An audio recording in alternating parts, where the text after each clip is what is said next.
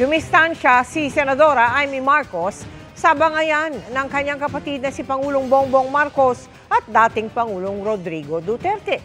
Gayunman, lumapit at humingi raw ng sorry sa kanya si Davao City Mayor Baste Duterte na nanawagan na mag-resign ang kanyang kapatid. Nakatutok sina Mariz Umali at Ian Cruz. May drug addict tayo na presidente.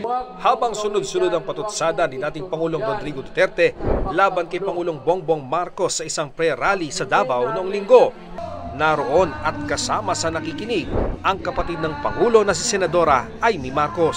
Anong feeling nyo noon nung binabanatan niya yung kapatid nyo? Wala, nakakaloka. Yun lang masasabi ko doon, nakakaloka.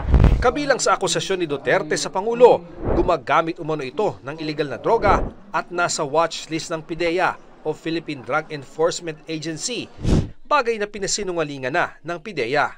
Tila dumistansya dito ang senadora. Naku, hindi na ako kasali doon. Bahala na sila, kayang-kaya na nila yun. Bilang kapatid po ba, nasaktan po kayo sa mga ganun? Nakakaloka. Yun lang ang masasabi. Pero naikwento niya na lumapit daw sa kanyang anak ng dating Pangulo na si Davao City Mayor Sebastian Baste Duterte.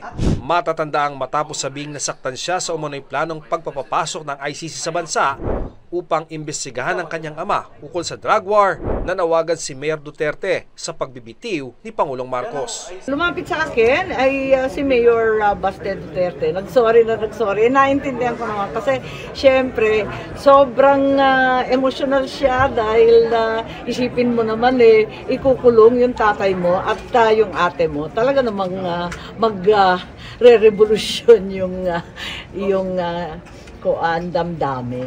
Sabi ko, hoy, ano yan? Bakit pinagsasabi mo yan? Tapos sabi niya, sorry, gano'n.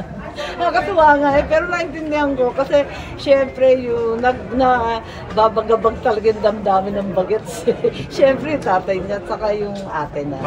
Anay, sa publikong bangayan ngayon ng mga Marcos at Duterte, indikasyon daw ng pagguho ng alyansa ng dalawang pamilya ayon kay Senadora Risa Ontiveros. Hindi na talaga maitatago na gumuho na ang unity team ng mga Marcos at Duterte. Well, it appears that political marriage built on convenience and common interests has imploded before the public a little more than a year and a half since the last election. Buong araw na sinikap ng GMA Integrated News na makuha ang panig ni Vice President Sara Duterte pero di siya tumugon sa aming mga mensahe. Ang Vice Presidente ang itinalaga ni Pangulong Bongbong Marcos bilang caretaker ng gobyerno habang siya ay nasa state visit sa Vietnam. Nakita rin ang dalawa na nag-usap bago lumipad papuntang Vietnam ang Pangulo kasama si First Lady Liza Araneta Marcos. Para sa GMA Integrated News, ako si Mariz Umali. At ako si Ian Cruz, nakatuto kami 24 oras.